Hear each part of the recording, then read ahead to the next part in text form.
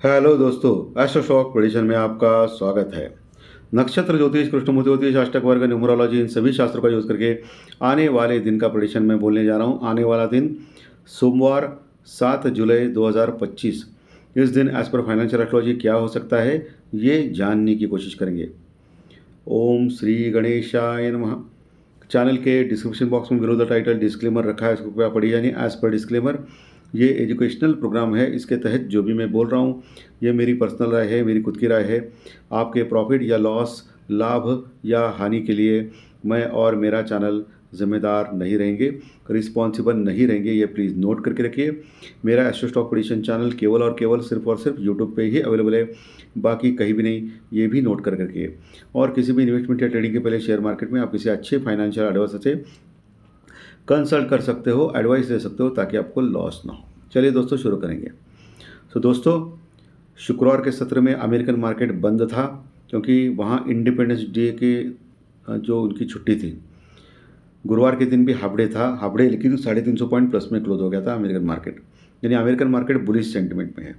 उनका jobs data भी बहुत ही बढ़िया आ गया अमेरिका में, यानी इकोनॉमी स्ट्रांग है। लेकिन अभी रेट ऑफ इंटरेस्ट के बारे में थोड़ा सा संदेह है कि ब्याज दरों पे जो कमी होने वाली थी वो शायद अगले 2 महीने के बाद होगी। इसी मंथ जुलाई में उनकी बैठक बैठ रही है फेड की अमेरिका में। सो उसके ऊपर भी आपको वॉच रखना है। वो बहुत दूर है, अभी भी टाइम है उसके लिए। एशियन मार्केट मिक्स थे, यूरोपियन मार्केट भी पूरे हफ्ते मिक्स थे। हमारा मार्केट आखिर में शुक्रवार के दिन बढ़िया आ गया, नीचे से बाउंस बैक किया। शुक्रवार के दिन निफ्टी ने लो लगाया था 25,330 के आसपास का, 25,330 के आसपास का। यानी 25,300 से लेकर 350 का जो स्ट्रॉन्ग सपोर्ट था, पुट राइटर्स बेस था, वहाँ से ज़बरदस्त सपोर्ट लिया मार्केट ने, और वहाँ से लगभग ऊपर 130 पॉइंट, 130 पॉइंट प्लस में क्लोज हो गया। और ओवरऑल निफ्टी शुक्रवार के सत्र में 55 पॉइंट यानी 55 पॉइंट प्लस में ही क्लोज हो गया। कहाँ क्लोज हो गया? 25,460 के पास, 25,460 पास। और हमारा जो ज्योतिष शास्त्रीय प्रेडिक्शन था शुक्रवार के लिए, वो भी पॉजिटिव ही था। लगातार हमारे ज्योतिष शास्त्रीय प्रेडिक्शन सही आ रहे हैं, लगातार सही आ रहे हैं, लगातार चमत्कार है ये। गणेश जी का आशीर्वाद है, आप लोगों का स्नेह है, प्यार है। और बैंक निफ्टी भी लगभग 240 यानी 240 पॉइंट प्लस में ही क्लोज हो गया। बैंक निफ्टी क्लोज हो गया 57,030 के पास। बैंक निफ्टी ने भी 56,600 का लो लगाया लगभग, और वहाँ से बाउंस पे आया। मैंने आपको बोला था कि 56,500 बहुत स्ट्रॉन्ग सपोर्ट है बैंक निफ्टी में, वो इतना आसानी से टूटेगा नहीं। तो दोनों इंडाइसेस पॉजिटिव ही तेजी में ही क्लोज हो गए। सेंसेक्स भी पॉजिटिव क्लोज हो गया। आगे क्या? आगे अगला हफ्ता, मुझे लगता है कि अगले हफ्ते एंड में शायद जो क्वार्टरली रिजल्ट्स हुए आईटी के कंपनीज के, वो चालू होंगे, आईटी के स्टॉक्स के। लेकिन इस बार क्या है कि डॉलर इंडेक्स जो है अभी भी वो 98 के डॉलर के आसपास ही है, 97 98 का।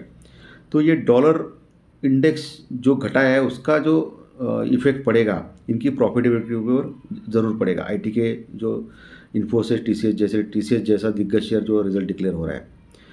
सो इस बार आईटी के स्टॉक्स मुझे लगता है कि परफॉर्म इतना कर नहीं पाएंगे। अभी ये क्वार्टरली रिजल्ट के जो इंडिकेशंस आ गए हैं बैंकों के और बाकी के, वो मिक्स बैग है। यानी यहाँ इस बार जो Q1 परफॉर्मेंस है 2025 का Q1 परफॉर्मेंस, वो मिक्स बैग रह सकता है। सो मार्केट Q1 परफॉर्मेंस के ऊपर इतना बढ़ेगा नहीं दोस्तों। ऑल टाइम हाई अभी भी दूर है 26,200-300 के आसपास। सो उसको अगर निकालना है तो बहुत स्ट्रॉन्ग रिजल्ट, कोई हेवी वेट यानी HDFC bank, Reliance industries, ICICI bank जैसे, कोटक महिंद्रा बैंक और बाकी के जो हेवी वेट्स हैं, इन्फोसिस, TCS जैसे शेयर, उनमें से किसी को एक को देना पड़ेगा, नहीं तो मार्केट कैसा ऊपर जाएगा। और दूसरी बात क्या है कि फॉरेन इन्वेस्टर्स लगातार सेल कर रहे हैं। शुक्रवार के दिन भी उन्होंने सेलिंग की दोस्तों, लगातार सेलिंग चल रही है उनकी, FI की। और इन सेलिंग की वजह से मार्केट में थोड़ा सा प्रॉब्लम चल रहा है। अभी फॉरेन इन्वेस्टर्स की जो इंडेक्स में लॉन्ग पोजीशन है मात्र 29% रह गई है। सिर्फ और सिर्फ 29% रही है। वो पिछले हफ्ते सोमवार की अगर देखेंगे तो 38% तक बढ़ी थी। फिर से शॉर्ट पोजीशन बिल्टअप हो रही है एफआई यानी फॉरेन इन्वेस्टर्स से। तो इंडेक्स में यानी निफ्टी बैंक निफ्टी में 31% की लॉन्ग पोजीशन सिर्फ मात्र बची है, क्या 29% की। इसका मतलब 71% यानी 71% शॉर्ट पोजीशन में है एफआई हमारे इंडियन मार्केट में, बेरिश है।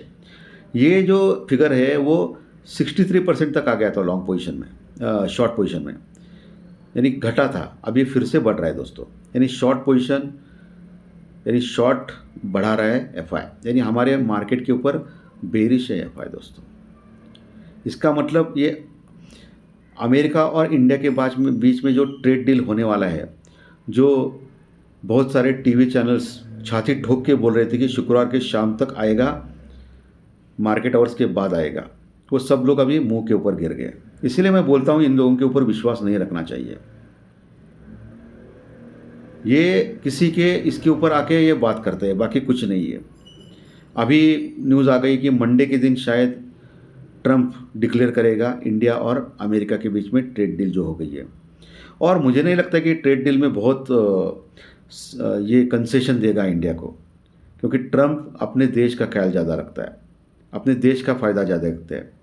तो मुझे नहीं लगता कि ये विन विन सिचुएशन हमारे लिए रहेगा, ये मीडियम रहेगा या नेगेटिव रह सकता है। ऑटो कंपाउंड्स के ऊपर मुझे नहीं लगता है कि वो कंसेशन देगा या बाकी केस के ऊपर ज़्यादा देगा। सो इतना कुछ खास रहेगा ऐसा मुझे उम्मीद नहीं है। ट्रेड डील जो मंडे को शायद डिक्लेयर कर सकता है ट्रंप। लेवल्स के बारे में बात करेंगे, ब्रेंट क्रूड ऑयल के बारे में बात करेंगे तो $68 के आसपास ही है ब्रेंट क्रूड ऑयल, ज़्यादा कुछ फ़र्क नहीं पड़ा है। 10 साल की बॉन्ड यील्ड डॉलर इंडेक्स वही है, ज़्यादा कुछ फ़र्क नहीं पड़ा है दोस्तों। पुट कॉल रेशो वही है, 1 के नीचे ही है निफ्टी का, बैंक निफ्टी का भी 1 के नीचे ही है। पुट कॉल रेशो में कुछ फर्क नहीं पड़ा है। इंडिया भी जो डर का इंडेक्स है वो थोड़ा सा कम हो गया है, ½ % गिरा था शुक्रवार के सत्र में, 12.30 के आसपास पहुंचा है। इंडिया विक्स का गिरना ये मार्केट में तेज़ी आ सकती है, इसका इंडिकेशन होता है जनरली। लेकिन यहाँ क्या हो रहा है कि एफआई की कंटिन्यूस सेलिंग से मार्केट टिक नहीं पा रहा है। डीआई कितना खरीदेगा, डीआई की खरीदारी से मार्केट ज़्यादा नहीं गिर रहा है, लेकिन बढ़ाने का काम तो एफआई का ही है दोस्तों। मार्केट को अगर एफआई बाइंग करेगा तो ही बढ़ेगा मार्केट। कहाँ जाएंगे यही आएंगे ऐसा नहीं है, एफआई के ऊपर बहुत डिपेंड है हम लोग। ये कटु सत्य है, ये कड़वा सत्य है दोस्तों। फॉरेन इन्वेस्टर्स ही चलाते हैं हमारा इंडियन मार्केट। ओके, सो अभी लेवल्स के ऊपर ध्यान रखेंगे। लेवल्स कौन से इंपॉर्टेंट है? निफ्टी में नीचे 25,300 350 स्ट्रॉन्ग सपोर्ट है। जब तक ये बरकरार है तब तक बाय ऑन डिप का मार्केट रहेगा। 25,300 अगर गलती से टूट गया 25,300 सोमवार के सेशन में, तो नीचे 25,200 250 आखिरी उम्मीद रहेगी जो 20 DMI। सो बहुत ही इंपॉर्टेंट टेक्निकल लेवल है वो 25,200 250, 25,200 250 का। वहाँ उसके नीचे नहीं जाना चाहिए, उसके नीचे गया तो फिर मार्केट गया, फिर वहाँ से ज़्यादा से ज़्यादा उतना ही नीचे रूम है दोस्तों मार्केट को, वहाँ से फिर बाउंस बैक होने के चांसेस है। ऊपर 25,500 550 स्ट्रॉन्ग रेजिस्टेंस रुकआउट रह सकता है सोमवार के लिए। वहाँ कॉल राइटर्स है, मंदी करने वाले लोग।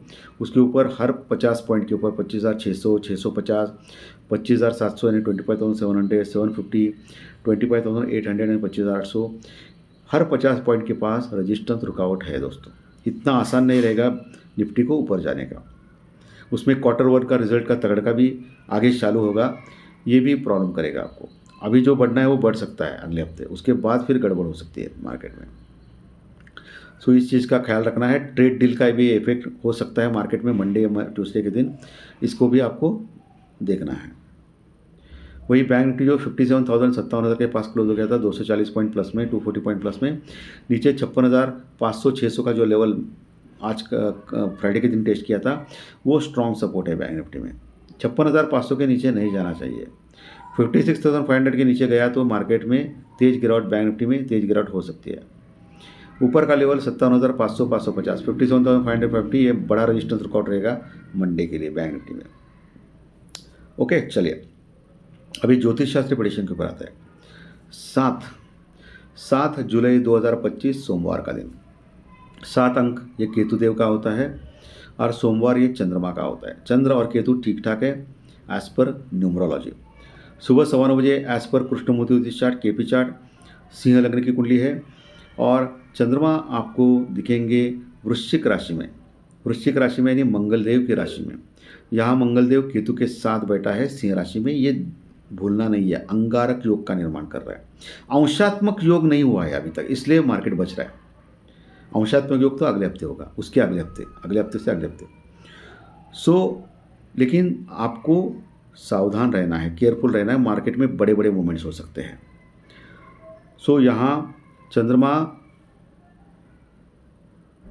चंद्रमा है वृश्चिक राशि में और उसका जो नक्षत्र है वो शनिदेव का नक्षत्र है।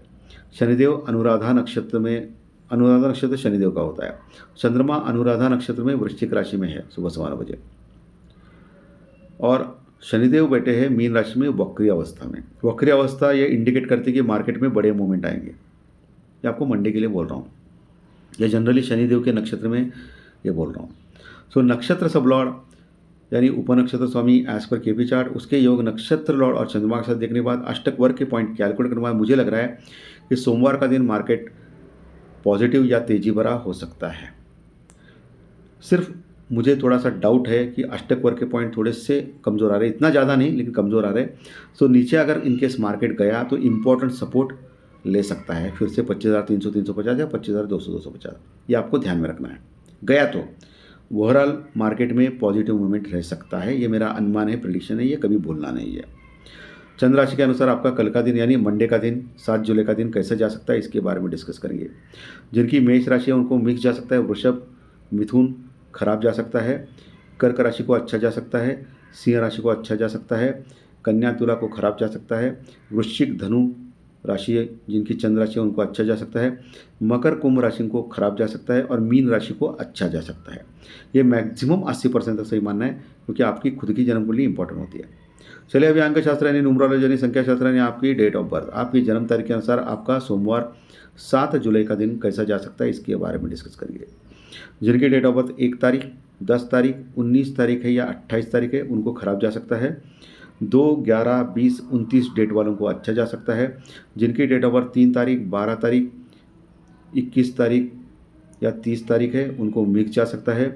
4, 13, 22, 31 डेट वालों को मिक्स जा सकता है। 5, 14, 23 डेट वालों को अच्छा जा सकता है। 6, 15, 24 डेट वालों को भी अच्छा जा सकता है। 7, 16, 25 डेट वालों को मिक्स जा सकता है। 8, 17, 26 डेट वालों को भी मिक्स जा सकता है। और जिनकी डेट ऑफ बर्थ 9 तारीख है 18 तारीख है या 27 तारीख है उनको खराब जा सकता है। अच्छे रिजल्ट्स के लिए चंद्र राशि के रिजल्ट्स आपके और डेट ऑफ बर्थ रिजल्ट्स आपके दोनों एक साथ लेके आइए। दोनों अच्छे तो अच्छा, दोनों खराब है तो खराब, एक अच्छा है खराब है तो मिक्स जा सकता है, जाने वाला है। ऐसी कोई भी गारंटी चैनल के ऊपर नहीं मिलती है क्योंकि मैं हमेशा बोलता हूँ ज्योतिष शास्त्र प्रेडिक्शन हो या टेक्निकल डाटा का कार्यक्रम हो, यह आपको दिशा दिखाती है। इसका यूज़ करके आपको आगे बढ़ना है। 100% कोई भी गारंटी पूरी दुनिया में नहीं है। ओके दोस्तों आज का प्रेडिक्शन अच्छा लगा, कार्यक्रम अच्छा लगा तो लाइक दबाइए, कमेंट बॉक्स में कमेंट लिखिए और जो नए दर्शक पहली बार चैनल देख रहे हैं वो सब्सक्राइब का बटन जरूर दबाएं ताकि आपको आने वाले सभी वीडियो इसी चैनल के ऊपर सिर्फ और सिर्फ यूट्यूब पर जरूर देखने को मिले। धन्यवाद। फिर मिलेंगे प्री मार्केट रिपोर्ट में सोमवार के दिन। Thank you very much.